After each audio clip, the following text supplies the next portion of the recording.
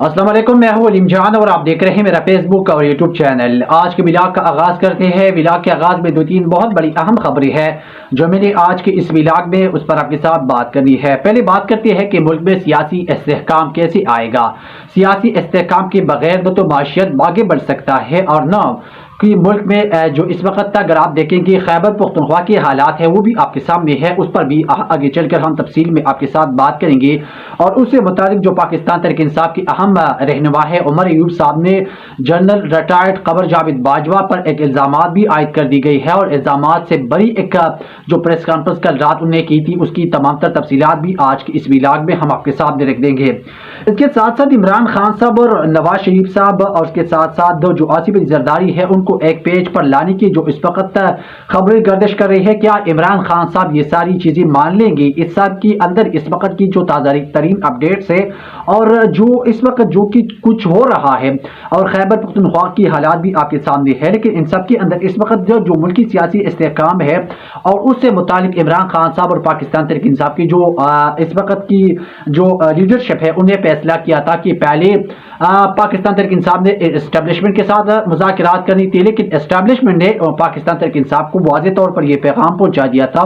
कि सियासी पार्टी अपने साथ बैठकर मुज़ाकरात करे और मुज़ाकरात के जरिए अपनी जो मसले मसाइल है उनका हल निकाला जाए ताकि मुल्क में सियासी इस्तेहकाम आए।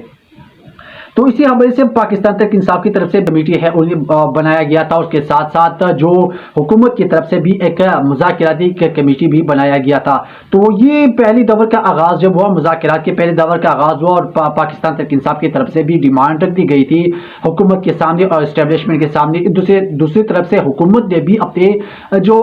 मुज़ाकरात के हवाले से जो उनकी डिमांड थी वो भी पाकिस्तान तहरीक इंसाफ के रहनुमाओं के सामने रख दी गई थी। लेकिन असल में इस वक्त अगर आप देखेंगे जो मौजूदा हुकूमत है उनके पास इतनी जो मैंडेट नहीं है या उनके पास इतना पावर नहीं है कि वो पाकिस्तान तहरीक इंसाफ या इमरान खान साहब के साथ बात कर सके। लेकिन अगर ये हुकूमत बात करती है तो ये एस्टेब्लिशमेंट की पीछे जो है ना जो असल कुव्वत उनकी पीछे खड़े है जो ये मौजूदा हुकूमत है। तो ये जो मौजूदा हुकूमत में असल में एक मोहरा है उनकी पीछे जो पाकिस्तान की एस्टेब्लिशमेंट है उससे जो है ना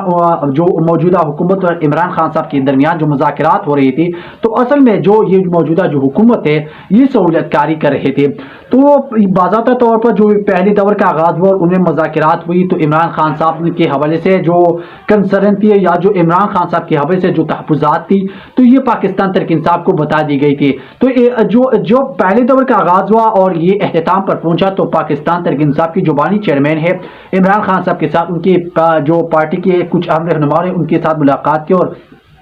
मुलाकात के बाद इमरान खान साहब ने ये वाज़ेह तौर पर यह पैगाम उनको पहुंचाया था कि हमारे बेसिकली दो मेन मुतालिबात है। एक 9 मई की जुडिशल इंक्वायरी होनी चाहिए और 26 की रात जो कुछ हुआ उनकी जो है ना उनकी भी जो जुडिशल इंक्वायरी होनी चाहिए। लेकिन इस सब के अंदर इस वक्त जो मौजूदा हुकूमत है ये इस चीज़ को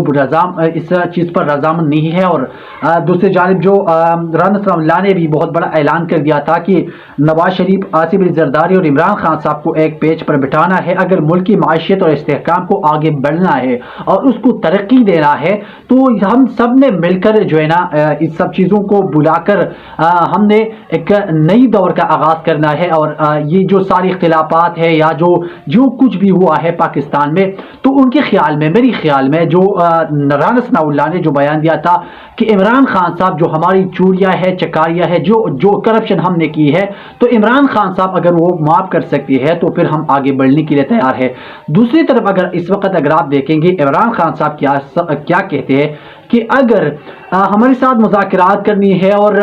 मेरे साथ आगे बढ़ना है तो आपने जो 9 मई की हमारे कैदी है उनको रिहा करना है जिनको 10-10 साल के कैदुबंद की सज़ा सुना दी गई है और 26 की रात जो पाकिस्तान तहरीक इंसाफ के कारकुनान के साथ जो कुछ हुआ उनकी शफाफ जो तहकीकात होनी चाहिए। इस वक्त जो टीटीपी के हवाले से बहुत बड़ी कंसर्न है और खैबर पख्तूनख्वा के हालात वो भी आपके सामने है कि इस वक्त खैबर पख्तूनख्वा में क्या कंडीशन है। सिक्योरिटी थ्रेट्स इस वक्त किस नहज पर पहुंच चुके हैं और تو یہ جو موجودہ حکومت ہے یہ سارا ملبہ پاکستان تحریک انصاف اس وقت کی جو گورنمنٹ تھا عمران خان صاحب کی گورنمنٹ پر ڈال رہی ہے۔ تو عمر ایوب صاحب نے کہا کہ جنرل ریٹائر قمر جاوید باجوہ نے جو اس پر الزام عائد کر دیا تھا کہ جنرل جو اس وقت کی آرمی چیف تھا تو جنرل ریٹائر قمر جاوید باجوہ نے ہمیں سے کہا تھا کہ قیادم ٹی ڈی پی سے مذاکرات کے لیے جنرل قمر جاوید باجوہ نے کہا تھا کہ عمر ایوب کی جو ہے نا مذاکرات کرے اور مذاکرات ہر مسئلے کا حل ہے۔ مذاکرات کے حوالے سے کپتان کی دو ٹوک اعلان بھی کر لیا تھا کہ مذاکرات کب ہوگی اور کس طرح ہوگی۔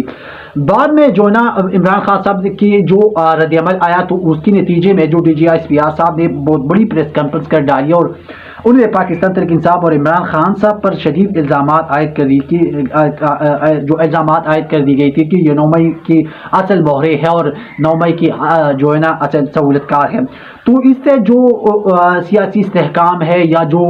سیاسی لیول ہے ان کا پارا ہے وہ کافی ہائی ہو چکا ہے، اور ایک طرف تو عمران خان صاحب نہیں مان رہی ہے، دوسری طرف اسٹیبلشمنٹ نہیں مان رہی ہے، تو دوسری جو اس وقت قوت ہے وہ موجودہ گورنمنٹ ہے۔ یہ ایک مہرہ ہے جو اس وقت اسٹیبلشمنٹ کی جو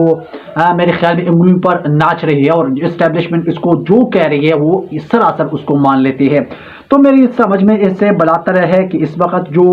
کچھ ہو رہی ہے تو اس میں آیا مذاکرات کامیاب ہو سکتی ہے یا ناکام ہو سکتی ہے، یہ تو وقت پر ڈیپینڈ کرتا ہے۔ لیکن